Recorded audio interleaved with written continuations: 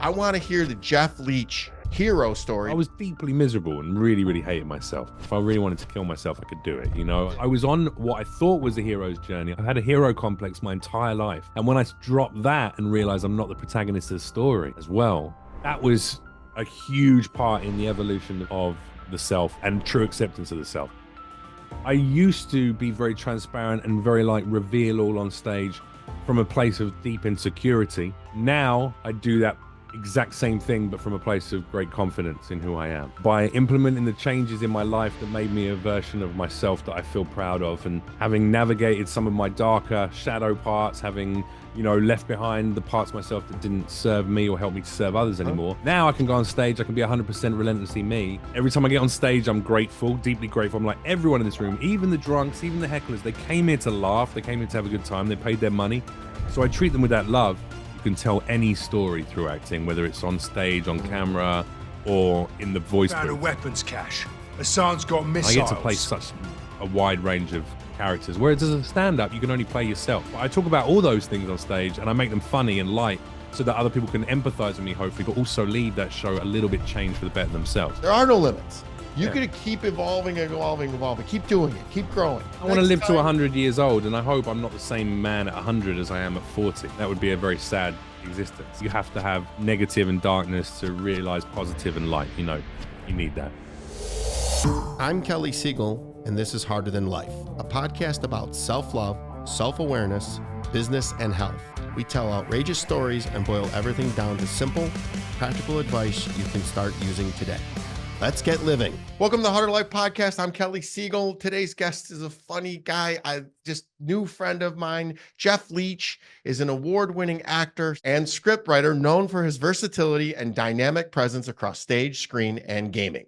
From Shakespearean roles with the Royal Shakespeare Company to hosting youth shows on BBC and fronting immersive documentaries, Jeff has worn many hats. You can see the downward slide of my career as well by that description as well, from the Royal Shakespeare Company. So he makes some documentaries, maybe, I don't know. This is the first time someone's interrupted my introduction. I love it. I'm sorry. It's all good. Jeff's comedic success took him from the UK to the US, where he now headlines top clubs like the Comedy Cellar and Laugh Factory. As a voice actor, he's brought to life major characters in Call of Duty, Star Wars, Harry Potter, and more. Currently, Jeff stars as Ivar in Predator, Killer of Killers, and as Pierre Southern in the upcoming Death Stranding 2. Jeff currently stars in Hulu's #1 film, airing in June, and opposite Norm Reedus and Ellie Fanning in PlayStation 5's next mega game title out in a couple of weeks. Wait, I had that wrong. It's July. No. This is me being, this is such a wonderful read. I appreciate all these wonderful accolades. So I make a mean curry. I'm good on the grill. I wash every time I urinate. I got to tell you something funny. See? When I first started in the personal development space, my friend Tim Story said to me, he says, go study comedians. Yeah. He said that you guys have and that's the blueprint of what you don't want your life to be like. Let's start off with a good question. It's okay. All right. You talk about vulnerability and how central it is to your humor. So how do you cultivate this on stage? Because you just aptly showed us already how open and unwaveringly verbose about personal issues I can be. I'll keep the answer short for you because I think it's more interesting that way. I used to be very transparent and very reveal all on stage from a place of deep insecurity. Now I do that exact same thing, but from a place of great confidence in who I am. By implementing the changes in my life that made me a version of myself that I feel proud of, and having navigated some of my darker shadow parts, having, you know, left behind the parts of myself that didn't serve me or help me to serve others anymore. Now I can go on stage, I can be 100% relentlessly me. It's the same as the thing I was doing before. It's just better because people, I think, can read that it's coming from a place of true confidence rather than a place of insecurity. And a lot of people go through life doing the former rather than the latter.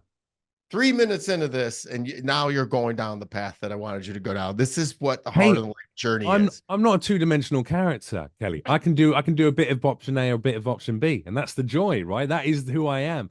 There you go. That's part of the acceptance of who I am. I've accepted that sometimes I'm a silly twat who will tell knob gags and try and throw wonderful hosts off their beautiful intro for me because my Britishness doesn't allow me to have that many compliments thrown my way in such a short period of time. But then in the next, I can be quite deep. I mean, isn't that what we are? None of us And are. we're Hopefully, gonna get you deep because here's yeah. where I'm gonna go with this is Okay. everything, all the work you've done on yourself to make it come from love. I want to hear about it because I've been through it. All the psilocybin, all the sobriety, Yeah. all of the therapy. I want to hear the Jeff Leach hero story because our listeners have overcome massive adversity and are Right. continue to do that, and they're trying to go to their next best self and would love to hear it from you as well as how in a funny sort of way. Okay. So tell us your Sure. story. Yeah, I mean, God, it's a long one. Let me just say, first of all, I see your book in the background there, Harder Than Life. You've got two books, Happier Than Two Life as books, well. Harder Than Life and Happier Than Life. Congratulations. That is, I have a bit of imposter syndrome at the moment. I'm meant to be writing a book of memoirs, and Why? well, because I've never written a book before. But it's whenever something is new to me at the beginning, I can sometimes have a little bit of fear, and I think I've got some fear surrounding that, like, oh Well, hold God, on a second. Let's who wants unpack to that. listen to my story? Yeah. I want to listen to it. I'd like to. I would have read it before this, but let All me right, well then unpack I'll this. write it then. Talk about the first time you went on I'll write stage. you a really long email now. That will just be for you. Just, oh God, it's a Substack. He's put fucking. There's mood boards in here. This is too much. The How first did one, I hold on. end The up? first time you went on stage and you were scared to death. Channel that Well, the person. first time I went on stage as a stand-up, because they're different things. I've been on stage as a kid acting, that definitely preceded that. But then as an adult doing stand-up, the first time I wasn't scared, but that's because I had taken illicit substances. I'd taken some ecstasy and also drank quite a bit of whiskey. This was in my days when I was still partying quite a lot. So I went on stage very high. And I was meant to do I got booked for an inordinately long set for someone who'd just gone into stand up for the first time. But I did my career kind of backwards. I started out, I was a TV host for BBC before I started stand up. And so I left TV to go and do stand up comedy to get back into my acting. And that pissed a lot of people off in the comedy industry because a lot of people would like to go from stand up to get onto TV. And also, it meant that I was afforded opportunities that I was not yet deserving of. So I would be given headline sets, 15, 20-minute headline sets on a group show, or people would offer me 40-minute headliner sets when I really had no business doing that length of time because I was not yet a seasoned stand up comedian. So the first time I went on stage, I did like 25 minutes and I was very high. And, at that time, I don't think it taught me the lesson it should have done, which is, arrogance and ego have no place in a path of self-discovery or self-development. I'm gonna cut you off because I want to hear this. Yeah, it's too much. I'm clenching at the bit to I hear keep it. taking you on tangents. I'm sorry. No, I like it. I'll keep bringing you back, and plus we got Okay, great all right. editors, so they'll make us sound like we know what we're talking about. So my And the story. edit's just gonna be me going, please make sure to buy the new. Oh, he's already messaging me. Oh, he's already messaging He's me. already Up top plugged the saying, book. We got that. That's the clip. There you go. Get him off. if I didn't know you were sober, I would be like, what did you take before the show? I'm high on life, my friend. I think, that genuinely, I can say that. I think, but it was a big shift. You got to let go of a lot of cynicism, negativity, self-loathing. Well, imposter syndrome is what you keep saying. So let's talk about Imposter syndrome is different. Yeah, I mean, imposter syndrome just is something that I've never done before. Now I know I can rise to the challenge. I guess there's just a little fear of success that often holds me back, not failure in most situations. And that fear of going, well, if I do this thing, then what comes after that? Well, then you have to promote that thing. You have to hope that people like it, they want to purchase it. You have to hope that you haven't wasted time and energy putting it together. My dog's going to come and join us now. There you go, talking about we're a dog friendly show here. Yeah, well, she's the best thing in my life, apart from my lady, of course. Although secretly, I love the dog a little bit more, right? We all know that. What's your hero's journey? Well, hold on a second. You keep getting me off these tangents. I know, and I'm going to take on another one because hero's journey. I don't even like the hero's journey. I think I was on what I thought was a hero's journey. I've had a hero complex my entire life, and when I dropped that and realized I'm not the protagonist of the story, as well, that was a huge part in the evolution of the self and true acceptance of the self. You're dropping little freaking things that I know you've done a lot of work on yourself. So let me just take a step back. I grew up physically and emotionally abused. That's what the Heart and Life book's about. My parents beat the living crap out of me. So I grew up I jumped on drugs, alcohol, and working out to become the man that I thought everybody loved, and everybody did love him. I To just didn't become know. the man who could protect the little boy who wasn't protected. That's what you really became. But yeah, There you go. So nobody's ever going to beat me up anymore. exactly. Yeah. But it's that little So version of yourself that's probably still scared of it, no? no, I've healed it, man. Okay, Because I've good. done we're gonna get into psilocybin, the plant. I've done a lot of therapy, and the one that really ripped it out of me was EMDR, and then Okay. some 5-MeO that really allowed me I to. don't know what 5-MeO is. I apologize. It's a What's plant medicine, a little bit okay? harder than the psilocybin. So, having said Okay. that, tell me about your drinking and drugs. Why did you do it? When did you quit? What was the moment? That's what the listeners want to hear. Yeah, similar things to you, I guess. I whilst I'm grateful that I did not experience the kind of abuse you did, and I'm very sorry that you did. That sounds like an incredibly difficult thing to navigate. It's such a confusing thing for a young child as Thank, well. But I thank did you. I did experience some abuse of my own. A little bit of physical, a little bit of violence. There was a little bit of that at home, but not too much. Um, but what my dad's actually ironic, my father was like you. He was an abused child. He was beaten up on a daily Mhm. basis by his father, who used to beat his mother as well. So he grew up in a household where he had to get big enough or clever enough to get out of that house. And when he eventually did, he never healed that part of himself, which is actually why my father, his life after a successful life, reasonably successful in a multitude of ways, died from his late stage alcoholism Mm, a few years ago. I didn't. I didn't sorry. repeat that cycle. Yeah, I appreciate that. Thank you. Yeah, I'm sorry for him. I think he deserved a much happier life. He really did. And he worked so hard. He was so How bright. old was he? He was in his 70s when he passed, mid 70s. Yeah, My 74. dad died at 46 from the same. Oh, 46. yeah, heartbreaking. It's so sad when you can see the freedom they can have from the outside in because I was already a few years sober by the time my father passed from his Mm, alcoholism. So, um, but yeah, I think drink and drugs were escapism. I think that's the case for a lot of people who drink. Really, alcoholism is just a byproduct of the real issue, and the real issue is some trauma that you've experienced. So you build up behavioral patterns to protect yourself. Hey, I'm feeling too much. I hate myself too much. yep. The voice is too loud in my own head. That super ego, your parents' voice that's just telling you that you can't do this, or you can't do that, or you'll never achieve this, or you're always going to let people down. That becomes like a constant dialogue inside your own mind. And I found from a young age, from 11, that alcohol would turn that off briefly.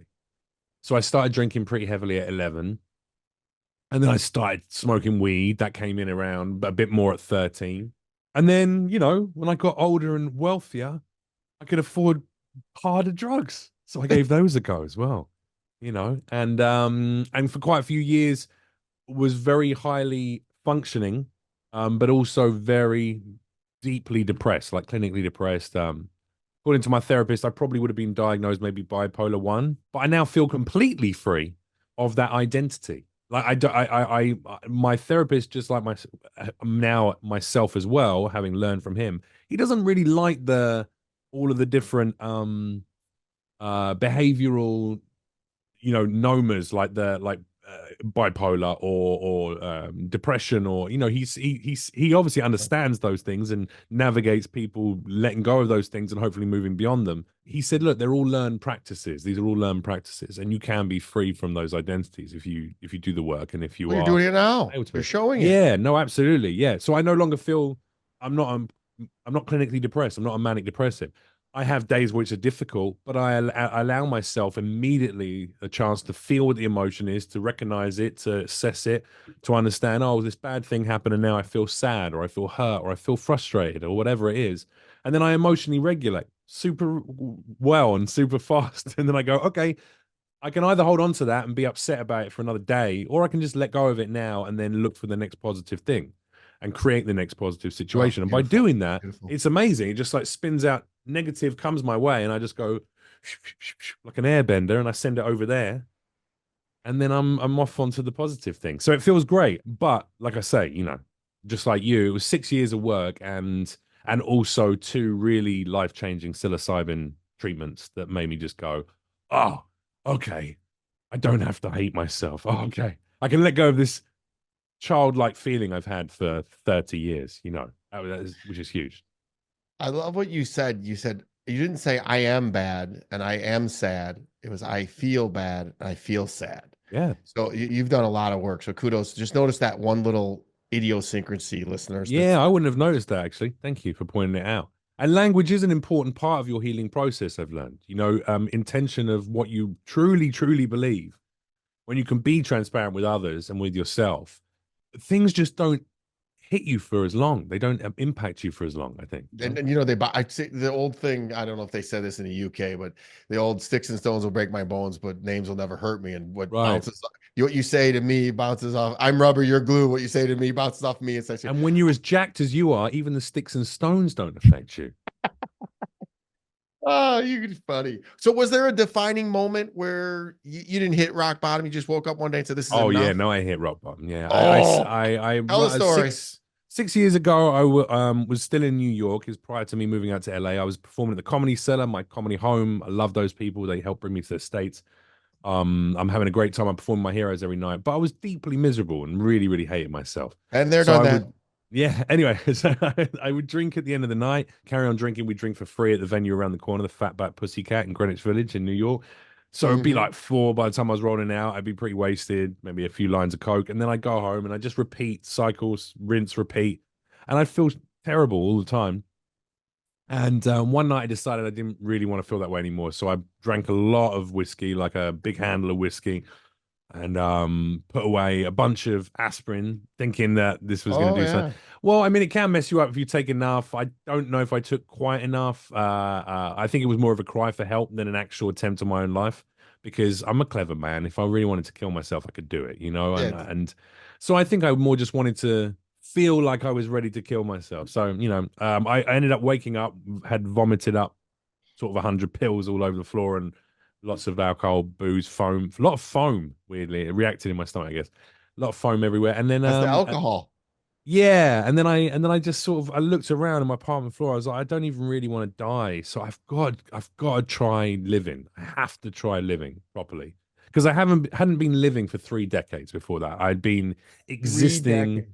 yeah, since about the age of 8. Remember being very depressed, and this was around 38. So I just realized, well, actually, no, sorry, I'm 41 now. So this was 35, I guess, when I decided to get sober. So after that, I was like, let me try sobriety. Let me go and hit some meetings when I moved to LA. Let me do the thing. So I did 30 and 30, 30 meetings in 30 days. I went to AA. I still go to AA now. More so lately because my partner is also sober. She's 2 years sober. So I've been going a lot with Congratulations. her. Yeah, no, it's great. It's brought me back into the program, and I've been doing, speaking for people and for meetings and helping out a little bit, doing some service there. And I do a lot of that with the US vets as well. I find like veterans are a community that I really identify with because they have been through traumatic experiences, often of a different nature, I understand, war related, or being on the front lines. A lot of them want to try and navigate those problems. They don't want them to be, they have this drive and this determination that comes with having served in the military. But the determination, the drive becomes about finding some mental clarity and health, and I respect that and I admire that. I think that's the bravest thing someone can do. So, The PTSD, they, whatever made you do that is probably your own form of PTSD. Anyways, this isn't a therapy session. I love that. I identify with everything you're saying. I was an upper guy. I loved my ecstasy, cocaine, alcohol, whiskey too. Mine was scotch. I just loved to go, go, go, go, go, go. So, do you view any of those uppers or any of those stimulants as, was there a good version of you on any of those things, or was oh it yeah. always trouble? Oh, I was the life of the party. Everybody loved me. And the women, I bet on ecstasy you got your shirt off a lot, didn't you, in clubs, yes, I swinging it have. around his head? Yeah, yeah, and especially in New York or Chicago, those are my fun spots, man. Nice, I nice, loved. My thing was I had a hole in my heart, and no amount of drugs or women could fill it. right. And once I figured out I could fill it, and now thank goodness I didn't go to the lengths of. I say this. This is my soapbox. Right. It's we can fix anything but death. So I'm very grateful that it didn't work and that you were here because Me you have too. great things left in you. And I want to ask you this before I ask you the next question is how good is your life? Oh, incredible. I mean, and constantly growing and expanding how good it is Boom. because of that mindset, like I say. You know, it's the art of letting go. I mean, most of the stuff we say, like you say, look, it's not a therapy session, but most of the stuff that I'm going to say is going to sound like most of what anyone who is trying to live a balanced life and has done some of the work will say. You know, they're simple things. Once you can learn to let go a little bit, once you realize you're not the central character in a story, that is a big one for me, and I think for a lot of entertainers as well, because ego is such a huge part of the Oh, insecurities we carry around, and also it's preyed upon in our industry, the desperation of people to be known, to have, I don't know what it, for me it was, I needed a room full of people to laugh and validate my shitty existence, right? I needed people to go like, you're worthy, look, ha ha ha, or round of applause. So acting oh, on you're hitting stage me. or stand up really, that really spoke to me, Did some people, they need the physical, they need people to see their bodies, like maybe that was part of your thing, is like just seeing the size. Oh wow, it's so impressive. Or maybe that came after you got healthy. Were you always No, big? no, no, no. I was always this big. Okay, No, yeah. mine was the same thing as you. You needed to make a room full of laugh. I needed to make a room full of people like me and then love me. Right, right, It's the right. same. We're very similar people. So what? How was? I'm going to ask you something that nobody would ever ask you. Go on. How scary was Eight and it a half inches. Oh, sorry, go ahead. My apologies. from the floor? How scary was it to perform the first time sober? Oh, yeah, that is a great question. Um, Definitely more nerve-wracking the first time. Now it's how I prefer to perform. Like I've dabbled back and forth with California sober, like smoking Oh weed yeah. for years. So there's been periods where, as much as I'm sober from alcohol and hard drugs, yes, I've smoked a little marijuana medicinally. I haven't been doing that for quite a while. So that's even more recently, actually, in the last sort of 6 months, I sort of stepped away from weed again, and that's made me go, oh, this is the best way for me to exist in general, just as a person and also on stage. First time was very scary, because that safety blanket wasn't there. If people didn't like Yep. what I was going to do, then I had to just be alone with those thoughts. But again, I find that anytime I do something like I consider to be scary, as soon as I do it, I go, that wasn't scary at all. It's so good. Yeah, I'm a thrill seeker anyway. I like being put into those, awkward. I like being thrust into awkward situations. Hey, something's going on and someone needs to help control the situation. Get up there and make these thousand headless chickens snap to attention and work together to get out of this problem. I thrive in a space like that. Definitely a crisis person. But that's obviously because part of me is a little bit broken. Where I actually find it difficult to exist in a comfortable way is sitting on my own peacefully, just having some moment. Do you know what I mean? Put me on front I of did a it thousand people Saturday. on stage, easy, easy. That's not a problem. But like, I've sit with your own I've said it a thoughts. million times in my book. The happiness is in the three S's: stillness, silence, and solitude. If Happier you than can life. Available right now from all good bookstores. if you can master that, you can master anything. I sat here Saturday at my house with no music on, no nothing, just my thoughts and my feelings. And I live a great life, but I was processing Yeah, something. yeah. And it's hard. I mean, you're That's what I meditating. That's literally meditation. yeah, yeah, I do it all the time. Do you meditate? Not enough. Not Not not enough. remotely enough. No, it's actually one of the last parts of the piece, the puzzle for me. I feel like I've almost completely locked down emotional regulation, so nothing sets me off anymore. Gone is the road rage. I drive no faster than like six over the limit now. Anytime I'm like, I'm very peaceful in my engagements with others, whether I know them well or I have to work with them, whatever it is. It's really now just meditation, because I actually got told you'll love this. I hope. Or maybe you'll think I'm mental now. I mean, you already I'm do a already little thinking bit. about You something. already think I'm a We're little bit past nuts. that, bro. So on my second major psilocybin trip, I've had a few trips, but right Yeah, that's on my my next second question, main by the one, way. I channeled. So I spoke to an entity, and it was very weird. It spoke back through my throat. Tested myself. I was trying to say other words, and completely different sentence structures than I was trying to force out would come out. It felt pretty trippy. And on the second one, I said the second time of that experience, the first time it was very like intense and a bit over the top, and I didn't really know what was going on. When I tried mushrooms again, 7 grams, and had another channeling experience, which was in a hotel in Tokyo, I had a conversation with the entity that I was talking to, and I said, "Can we just talk telepathically? So I don't. This hurts me to talk through my throat. When you talk through my throat." And he went, "Yeah, of course." And we started talking. I said, "What are you?" I said, "Are you just my subconscious? Are you an aspect of me? Are you a god? Are you a higher power? You've got to be something like, and I realized that you could just be me. I'm just on drugs, and therefore it could just be me high on psilocybin. Is that what it is? And it was like, no, but good, good that you're being self-assessing like that. He was like, I'm an entity like you, different to you, but similar, like a living entity. I'm on a planet far, far, far away across the galaxy, and you can develop the ability to channel, to talk like this. Humans have abilities infinitely vastly beyond what they use their minds for. You've just So forgotten good. how to do it. And he was like, sit down and meditate. You need to breathe and you need to chant this word and you need to look into your right eye pupil in front of a mirror and meditate. You should just to start doing that for hours. Breath and meditation are the two secrets for you to have the powers that, And you didn't listen? What's wrong with you, I Jeff? think I'm a bit scared. It's like anything else. There's a part of me, and also, yeah, I mean, listening to Space Homie, I don't know if he's got good intentions or nefarious intentions. Here's my belief, right? I truly believe. Here we go. Well, no, but why would we be alone in this universe? Sorry, I've turned it to a conspiracy podcast. But Keep going. why would we be alone in the universe? That's bullshit. Anyone who's served in the Air Force knows that we're not alone, right? Anyway, so we're definitely there's other beings out there from other planets. I truly believe that humans have innate abilities, whether it's like telepathy or whatever. Some might be a bit more psychically aligned than others are. This can be innate or it can be like a developed ability. But what I do know is when you get a group of humans to be together and they unite, they feel better when you share music, vibration, Yep. song, dance, Yep. all these simple things, right? Let's take the woo woo out of this for a minute and the conspiracy, and let's just look at it like being with other people and laughing in a group environment makes everyone feel good. It's the energies passes around the room. So I know energies exist. Whatever we call magic and sorcery and all that shit, I think there's probably some small modicum of truth somewhere in there at the base end of it. So I truly believe that our brains are capable of connection. You see, there's studies, a decent data research on twins having like telepathic links, and kids with autism, people who are on the spectrum and neurodivergent having special abilities because they're less attuned to their body and more attuned to the universe in general. That's why they're sort of not necessarily as present in some ways.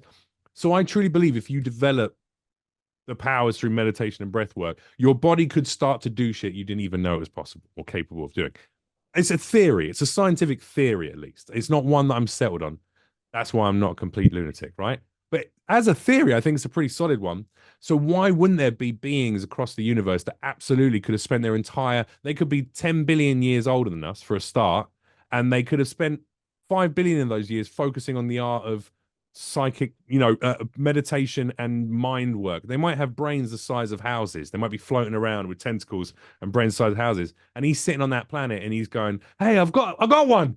I've got And one." it comes channeled through to you through psilocybin. Well, yeah, I basically forced the door open with a big hammer, and he's saying, "Don't do it with psilocybin. Do it with meditation and breath work. Eventually, you could do the same thing if you work on it for a period of time." And that's probably what all these prophets and enlightened people do. They spend decades of their lives dedicated to those practices, and then I am one with the universe and blah blah. Whereas, I haven't done it. I've been to like 3 Pilates classes and a hot yoga. Doesn't make me When have we that get done power. with this, I'll send you a free thing to the Daily Calm. I do a 10-minute meditation twice a day, and it's just give it a shot. Yeah. So I would tell you, my producer and I both believe in God, and I would tell you that was Okay. God talking to you. That was a Yeah, and God. listen, God, or it could be, for me, it's a higher power. But I completely understand the concept of God, actually, and But I and do whether you, believe in aliens too. So, yeah, yeah. don't think that I'm not. I'm getting Why normal. wouldn't God have created aliens? Of course, yeah. And I truly believe that whatever that power is, when I took psilocybin, I rejoined it on one of my trips. I left my body completely. I became one with the one energy of all things. You would call it God. Some people might call it Shakti, Chi, Spirit. They might call it Vishnu or Allah. It doesn't really matter. It's all the same thing in my mind. It's just one energy that permeates everything. We're all made up from it. God is inside all of us, is what the wording I would use for you, for instance. And I agree with that. I think that God is in all of us. We are all God. We're all part of it. We're all sons and daughters of the same one energy, and it's love, and it's a love, and it's just love. That's all it is, and it felt great. And my bathroom it says love everybody and tell the truth. So There you go. do you take this psilocybin? Because I get asked this a lot. Did you take this under doctor supervision, or did No, no, you just under grab it? Jeffrey supervision. The Jeffrey, a little get him to the Greek reference. I got it. Well, What's in I it? mean, Part it's opium. also my name. But yeah, no, Jeff under Jeff supervision. Yeah, You know what I'm talking I about? am a Get fully him to the Greek. licensed Jeff, by the way. I should say that, and I wouldn't suggest anyone do what I do unless you have a fully licensed Jeff present. No, I just have 7 grams of shrooms. I take them and I go and 7 be away. grams. Yeah, that's what I did both times, and I just sit and be peaceful. And then when I felt myself tripping, I would go and lay down and close my eyes and leave my body and become one with God and all those great things. And honestly, dude, I mean, like, I like the personal experience. I'm not suggesting anyone else do that. What I do know is that these, like psilocybin, just like ketamine infusion therapy, have like 100% success rate when it comes to healing people with trauma, first responders, military personnel, and vets with PTSD. 100% success rate. So I know it's a medicine. I know it connects you to the greater powers of the universe. Just as long as you're not doing it for fun.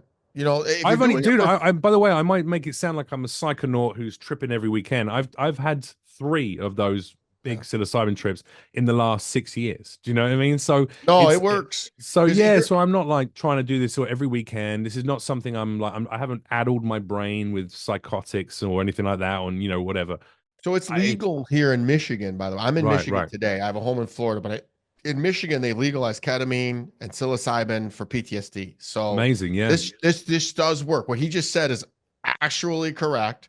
And I will share a story with you that I have a fear of flying, which is weird because I flew all the time. But I was in 2 incidents that scared the crap out of me, where I hit downdrafts where the plane just drops 1,000 feet like that. And they happened in the same week, which is unheard of. So I got this crazy fear of flying, and I was stuck in the storm, and my buddy goes, "Here, take this little bit of chocolate psilocybin." He goes, "It'll cure it." I'm like, on a plane? If I get on this plane and I start tripping out, I'm going to kill you. So of course I take it. Your buddy takes this. Take this. This is, and I took it, and we went through a storm. This plane bounced like a lowrider in a Dr. Dre video. Right. But I'm telling you right now, it cured my fear of flying. I was up dancing. They're like, "Sir, you got to sit down." I'm like, "I'm good. It's great." And so again, I wouldn't take it recreational, but there is some medicine in it. But sometimes on a plane, you just want to have a little merengue. I mean, I love it. It's all tight and small, and I was happy. So I guess it was exactly what you said earlier. Do the thing that scares the hell out of you, but with a little chocolate mushrooms, you'll be okay. Well, we're joking around and having fun. I'm glad you had that experience. I know there are some people who might, by taking a small dose of mushrooms, might have had it could have gone the other way as well. Yeah, so I'm glad it went good for you. But yeah, I would never tell anyone to take drugs. I'm just telling people, do it under supervision of a doctor. This stuff works, man. If nothing else works, plant medicine literally is a medicine, and it works. Unless you have psychosis in your family bloodline. So if your immediate relatives or people in your hereditary bloodline have psychosis or suffer from psychosis, maybe they have split personality disorder or things like that, it's highly recommended not to take it, because it can exacerbate the psychoactive nature of that potentially. So maybe that's what happened with me. So I just laugh, and I had an actual a voice just talked to me, and we have a comedian, and my day job is an IT cybersecurity guy. We have a comedian and IT computer geek talking about the right. I'm and a wrong computer geek as well, drugs. man. Different type though. Like, I play lots of video games, and I'm very nerdy when it comes to meme culture. Whereas you know how to code security. You would systems, fit right in with all my guys. They play games all night. Let's jump into this story is magnificent. So what personal story do you find hardest but most important to tell on stage? Is it the psilocybin? Yeah, I mean, in terms of, so basically the reason for the first psilocybin trip was my best friend Pete took his life. He killed himself, and this was almost 2 years ago, maybe. Yeah, sorry, bro. 2 years ago now. That's all right. After a year of really navigating that feeling, I mean, like, I talked him off a ledge 1 year earlier, and so basically convinced him not to take his own life. And then we had a year of him going into various treatments. He tried all of these things, by the way. He tried psilocybin, he tried ketamine, he tried DMT, did all of that. didn't have the same outcome for him. That's what I'm saying. It's Yeah. not everyone has a success rate with it. What's my dad? The same thing. Just And then drinking. 3 weeks after he took his life, my dad died from his alcoholism. So that month was not the best month I've ever had. Let's just go with that. And these are not the first people I've lost. I've got lots of, in fact, I got a tattoo of one of them here as another dead friend from when she was a young girl. And, there's just a lot of dead friends in my life. So after that period, after those two men who meant the most to me, these are the two men I love most in the world. I was like, how do I navigate this pain? And I couldn't. I found myself really struggling, even though I was in therapy. I A really lot to couldn't deal with. shake. Yeah, I couldn't shake this feeling that I needed to have saved them. I failed in every way. Very much my own ego was battling me, and I love these men more than anything. I like the two most important people are gone. Like two most important men in my life are gone, and I couldn't save either of them. What? I'm useless. So I felt I started to have little twinges of suicide ideation again myself. And I was like, I'm not going down that road again. So I'm just going to go to the woods. I rented a cabin in the woods on Airbnb and I took 7 grams of mushrooms up with me. I took a buddy, who also wanted to trip. He was navigating some other stuff. And yeah, we sort of went cheers and took our mushrooms and then we went into separate rooms and I did a lot of crying, bit of dancing. I had some stomach issues that I got rid of. I released trauma that I've been carrying around in my stomach for 30 years for sure. I had like a liquid came out. It was wild. It was a physical representation, but there was also like it was like, oh, I've been carrying around pain. I truly believe all that. People carrying around emotion and Yeah, trauma in their bodies. Some people go for a massage and you just get that knot out and they start crying. It's just like a release of, and then they're not crying from the pain of the massage. Anyway, so I had that. It was great.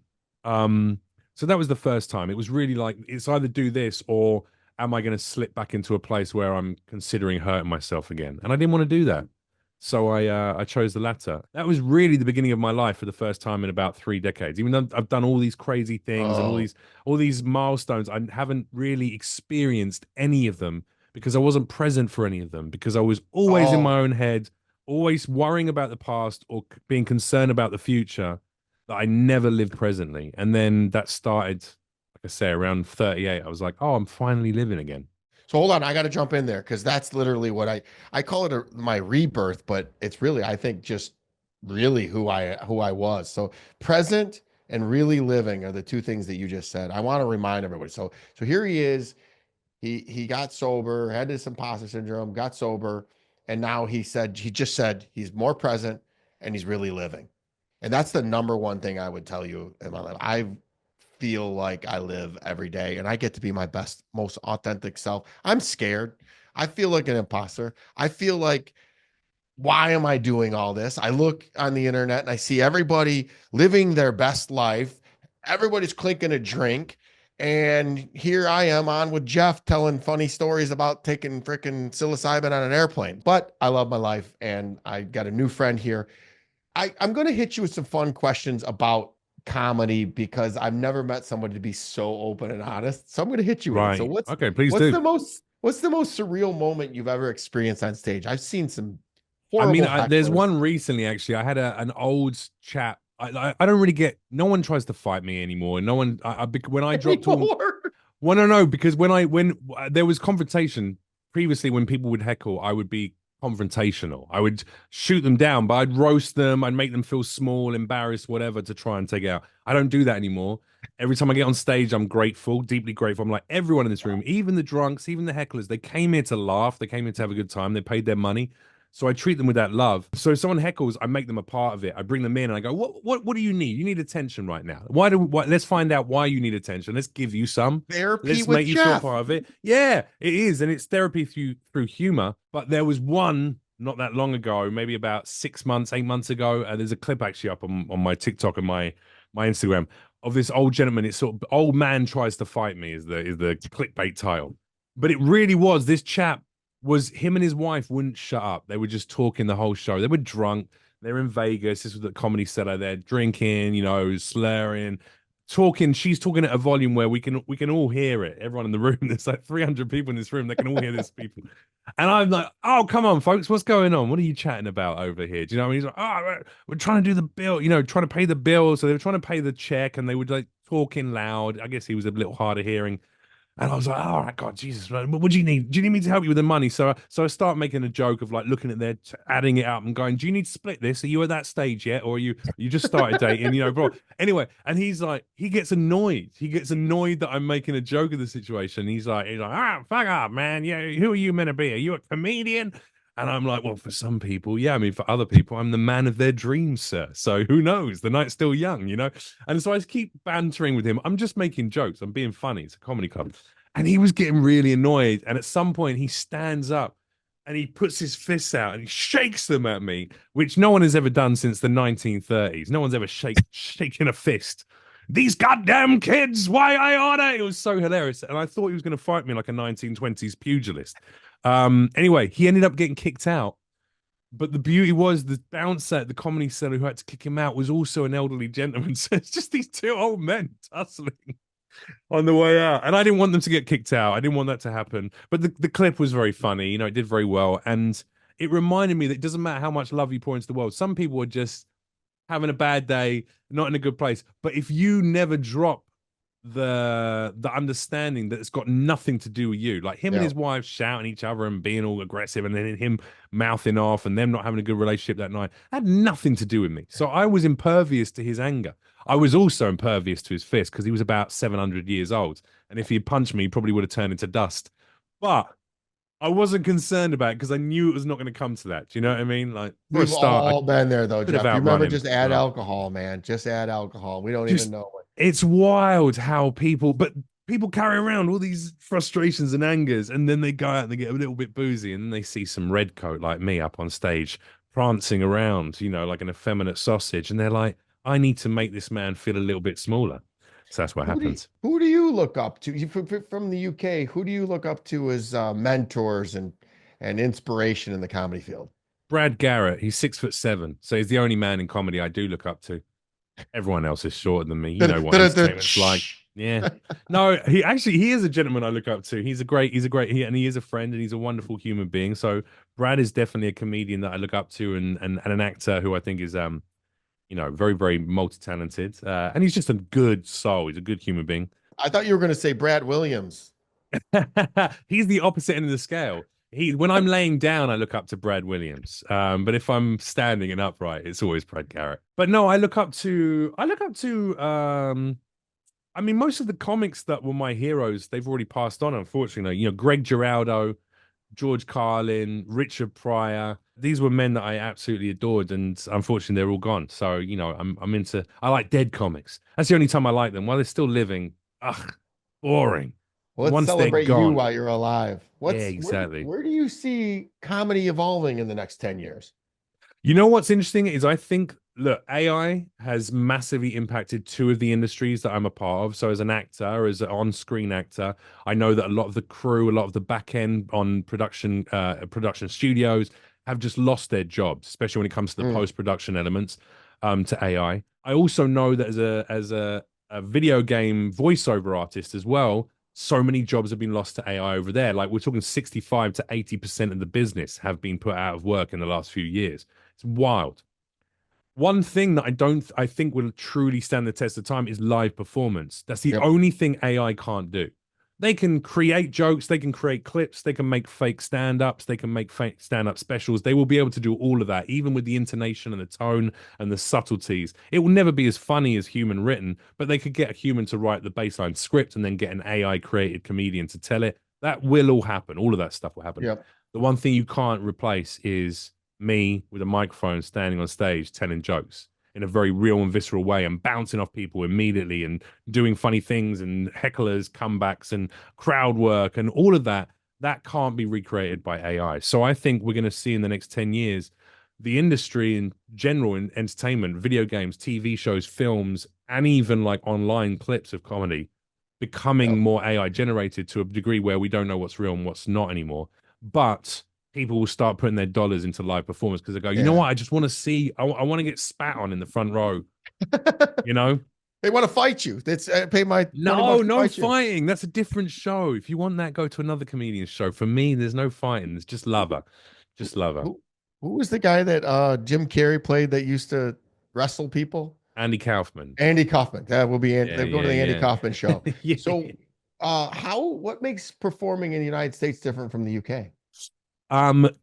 British comedy, we're at long storytellers, long-winded storytellers, as you've I probably hadn't seen noticed. from this podcast, dear listener. I Oh, apologize. Actually, I've been trying to be good. I've been trying to pause and allow time for responses. I realize I'm not doing well enough in that. Thank you for the feedback. But we like telling long-winded stories, and we build up to big punchlines, and we're quite flamboyant in our performance as well. Like lots of act outs is what you call it. I love the act out stuff. I've continued that in my stand up. But as soon as I got to New York City to the Comedy Cellar, you need a laugh every 10 seconds. Ideally, every 7, at least every 15. There of has course, to in be New a York, laugh. it's got to be. You have to. You have to Wow. have a tag and a line and a boom and a little aside and a little moment and boom, boom, boom, boom, boom, boom, then punchline. Do you know what I mean? And I really cut my teeth as a comedian in New York. I'd only been doing stand up for 4 years prior to that, before moving to America and starting at the Comedy Cellar, which is again an honor I should not yet have been given. But fortunately, the booker and the owner really liked me when I did a tryout, and the rest is history. I didn't see your cooking lessons that you give on your stories, so that's what happened. Oh, I do love cooking. I'm eating healthy right now, so I'm doing lots I of yeah, saw you. I Japanese was watching inspired you in soups prep for and this. oh, nice. Yeah, and I've been working out with this trainer as well 3 times a week. But I'm not going to be as big as you, but I'm definitely going to get pretty buff in the next few months. It's going to be I grow size very rapidly. Well, the way you were eating, the way you were preparing your meals, heck yeah, you Yeah, will. That's those. Keep eating those vegetables. dude, You'll I'll be have the. my shirt off right next to you before you even know it. We're going to be at the club together, sober at the club, Sober. Yeah. shirts off. I'd like to come see you perform. I'll come see you next soon. Please, yeah, please do. What's the biggest misconception about comedians? That we're funny off stage. I think that's a big one. There's a lot of comedians in the comedy circuit who are funny off stage, but they're always on. They're always being that elevated version of themselves. I find that deeply tiring. And actually, most comedians I know are not the funniest people I know off stage. My funniest friends are not stand-up comedians, for sure. That's funny. Yeah, Who yeah. can you name any names? Someone who's super funny on stage that is a bore? Oh, no, and I don't think I'd do that anyway. I'm not going to cut Yeah, it's someone not out fair. like I that. just Yeah, thought of yeah. Look at that. you trying to get a clip. I could I'd tell be you like, look at this, comedians I look at don't this. like. That's different. But I won't. No, no. I mean, if they're funny on stage, like yeah, most comics though, they can be pretty. There's a lot of depression. There's a lot of um addiction in the world of stand-up comedy. I mean, there's just a lot of addicts and a lot of depressed people. So that doesn't always make for the most joyful contingent to hang out with off stage, unfortunately. Yeah. If you could pursue one creative outlet for the rest of your life, whether it be acting, voice work, or comedy, what would it be and why? Well, I'm an actor through and through. I always was and I always will be. That's the thing I love doing because you can tell any story through acting, whether it's on stage, on Mm. camera, or in the voice booth. I get to play such a wide range of characters. Whereas as a stand-up, you can only play yourself. You can only be you, really. And I'm all right with me. I'm happy with me now. I don't necessarily need the laughter and validation from other people at this stage of life. I love doing it. That's why I do it. And I think it's a service, stand-up, helping people to laugh at some stuff that might be, like you say, talking about things like abuse, talking about things like navigating heartbreak, talking about divorce or engagements falling through, or raising a child and having that child taken away from you. These are pretty harrowing experiences for a lot of people. Death, loss, grief, drug addictions. But I talk about all those things on stage and I make them funny and light so that other people can empathize with me, hopefully, but also leave that show a little bit changed for the better themselves. That's the And then idea. thinking, and then thinking, Yeah, yeah. And they go, hmm, you know what? I laughed at that thing. Maybe it's not so heavy. Maybe I can talk more openly about this with my partner, or maybe I'll talk to a therapist like that weirdo on stage was talking about doing, or whatever it is. all right, well, you went there. So Okay. you've talked about storytelling being your life calling. So Mm. what's the one story you're still scared to tell publicly, but you know you eventually will? Break it here on the Harder Than Life show. Yeah, I mean, actually, it is what I mentioned earlier. I haven't yet to do some good stand up about my dad dying. I think the story talking about my death of my father and my best friends, but that really the relationship with your father it's a hard one. It's so conflicted. I love my dad deeply with all my heart, and also he was a very checkered man with a very checkered past. and he struggled with emotional regulation in a big way. You know, my dad died so young, I felt like he just got cheated and never lived a day in his life. Right. So I would love to hear some funny dead Yeah. dad jokes. I don't know why. I would because Even if you had a good relationship with your dad, it's hard to I had a lose a great parent. relationship with my It's hard to dad. My that. Yeah. stepdad was the jerk. It was my Right. Right. dad was amazing. He did his best he could. He just loved drugs and alcohol and Right. he couldn't show up for himself, let alone me.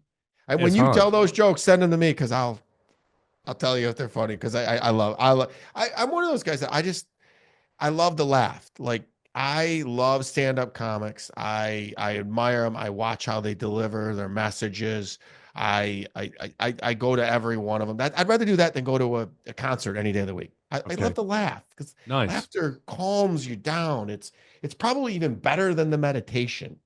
So you turn on the Comedy Central or turn on the Comedy Channel on Sirius and just laugh away. And just laughter Well, is the best medicine. I'm 100% with you that laughter is the best medicine. I would question whether it's better than meditation, only because when you're laughing at the jokes of a comedian, you're laughing at their experiences. When you meditate, you're being infinitely more present for your own experiences. That's the harder thing to do. But yeah, in Yep. terms of instant gratification, of course, going to a comedy club, you can't beat it. It's wonderful, If you can't you laugh know? at yourself, though, who can you laugh at? And you can't take life that Sure. seriously. But then So everyone would have to start stand-up comedy to go through that process. And I can't afford that much competition in my industry. So you guys are going to have to get your therapy elsewhere, right?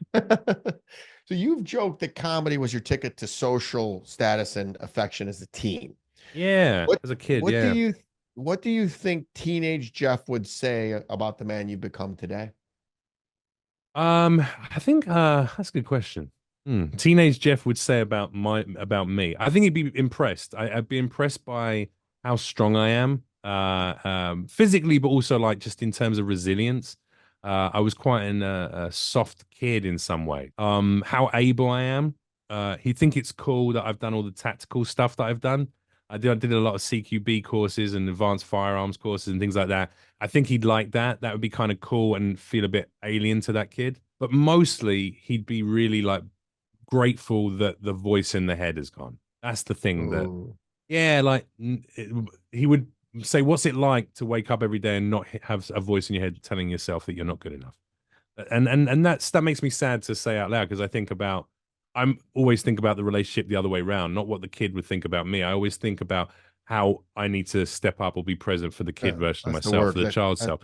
It's hard. Yeah, That's yeah. the shadow work. You know what my teenage self would say about me? He would say, "You are a dork," and I Oh, love really? it because I'm boring. Healing is boring, and life is boring when you're healing, but it's so good. I It's just understand what there's you're trying to zero say. You're talking chaos. about, yeah, you don't have There's chaos, you don't. But I don't think I disagree that it's boring. I think it's the most man, it's the most exciting when you have those little epiphanies, those little moments where you go, damn, I've let go of that thing. I've just navigated beyond that thing. Oh wow, I can now do this that I couldn't do before because I am grown enough to catch myself or regulate or that's a whatever good it is. perspective. It's super exciting, man. But what you're saying is like the younger version, you might think what you're doing now is a boring Yeah, lifestyle, when in reality, it's actually a probably more exciting lifestyle. I guarantee you get to have memories now of the best things you get to do. And you probably have the financial support, the opportunity, the relationships to enjoy a vaster range of exciting stuff than you ever could have done as a youngster. well, you You remember know? Jeff what it was like. You had a hammer and everything was a nail, and that's what you did. You go and you would start drama and fights because that made you feel alive. And now Right. I just let shit fall and be what it is. I Yeah. let things happen, and I don't attend every fight I'm invited to. It just keeps it peaceful. And you look at it, that person just said something about you. Aren't you gonna do something? Nope. No, you As a matter sound of very fact, free. You sound very free, man. And oh, that's a great freedom, great feeling to have and freedom. I want to say that to you. I'm forget the teenager. I'm proud of you because Thank you, man. I'm glad that you're here and you started off funny and but you there's some depth to you and you've done the work and I can tell because I've done a lot of work and I can see it. I want to ask one more question and then we'll get you out of here. But when you step off stage after crushing a set, which you do every single time, what's the internal monologue running through your head that no one else hears. But give me the duality. What was it like when you were high versus now when you're not? Well, first of all, I appreciate your vote of confidence. I wouldn't say that I crush it every time I go on stage. Again, that Britishness, I can't accept that as a false compliment. I do well. I always make people laugh, but some people love me more than others. We'll see. Um, but yeah, I mean, the wins are of more value and of more weight when you have Oh, achieved them without any kind of altered state or any kind of it's you can believe what happened more. You can viscerally receive that success in the moment because you can witness it on the people's faces. You're not high, you're not drunk, you're not in an mhm. altered state. So yeah, it means infinitely more to me to be. Here's the difference. Rather, I don't worry about what happens when I come off stage. I'm more grateful going on the stage, which has meant that I do Oh, now. that's so I good. haven't had a bad set for years now because I never go on stage with any issues. I go on stage with gratitude for the audience being there, and they feel that. The audience feels that, and even if they're not So good. 100% into what I'm saying or my material, if they disagree on something or they have a different viewpoint or they don't like me talking about sexuality, that throws them off a little bit or whatever. There's a multitude of reasons why people might be not be into everything I talk about on stage. They at least leave going, well, he was entertaining us and he was really, you could tell he was happy to be up there and making us laugh. And people respect that. So that's the difference. By going on sober, I always know it's going to be a better experience now. I bet you're getting better because you can remember what you're saying. 1000%. I found my voice as well, which is different for a comedian. That's what you're trying to do. And that took until about a year or two ago, which, I've been in the industry for 15 years as a stand up, 20 years in entertainment. And yeah, took 13 years of stand up to get to a place where I go, oh, I've got my voice now. Great. I can talk about anything and be comfortable in it because I know who I am and I'm comfortable with who I am. Constantly evolving as well.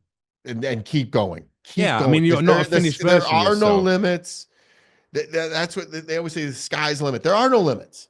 You Yeah. could keep evolving and evolving, evolving. Keep doing it. Keep growing. And Yeah, the I want to next live to time, 100 years old, and I hope I'm not the same man at 100 as I am at 40. You know what I mean? That would be a very sad existence. I don't want to stay the no, it same would for be. 60 years. What's next for you besides that the Hulu stuff that we said in the intro? Yeah, so What Predator are you doing Killer a of Killers tour? is already out on Hulu, still trending #1 around the world. It's an incredible feature film, animated film. I play Ivar in that, a big Viking called Ivar. And then Death Stranding 2 just came out a few days ago, lauded with 5-star reviews from all the critics across the board. It's Hideo Kojima's new video game, and I play Pierre Southern in that alongside Norman Reedus and Elle Fannings. Great cast. And then I'm going to be coming out and doing some stand up all over the country, actually. I've got shows in West Covina over this upcoming weekend, headlining in 3rd, 4th, and 5th of July out there. I'm in Columbus, Ohio on the 31st, and I saw that you Cincinnati, posted that. Ohio That's on the not too. 30th. Yeah, 30th and 31st of July at the Funny Bones. You can find all this info on my socials, at Jeff Leach. And then I'm going to be in Vegas headlining out there July 14th to 20th. And then again in August, I'll be out there for a week at Brad Garrett. So plenty of opportunities to see me doing some stand up live. I've got a film coming out at the end of the year, developing a video game, writing a book. There we go. That's Wow. that's most of the things that are going on We right got now. it. I'm going to hold you to that book because Yeah, there's man. what I just heard in 1 hour needs to be on print. There's We didn't ways for even we didn't even talk about. I died. I had my heart stop at a festival. I came back from that. We got so many things. I got almost got killed in Lithuania. There's my life has been interesting. Well, as you well know, when you add lots of drink and drug taking to an already interesting existence, with lots of travel and meeting different cultures and doing different types of things, some of those stories get a little bit lunatic. And so I've would got you plenty of take those in the any book. of it back? No, absolutely not. I mean, it wouldn't Right? you well, yeah, because you don't the version of myself that I am now, I'm very happy with, and I hope I'm going to be even better as time goes on. But I wouldn't be this if I hadn't gone through, the various things, the various stages. Like you have to have negative and darkness to realize positive and light. You need that. So I'm grateful for it, and yeah, but I'm not looking to have any more of that. Those dark times. I'm We'll happy, get together and we'll have positive, grateful times man. that will help a bunch of people. So I hope so. again, Yeah. I'm just going to tell you that I'm grateful for you. I'm glad to call you friend now, and Thank I you, will man. come see you. And if there's anything we can do to support you, help you, if the next time you're stuck on something, reach out.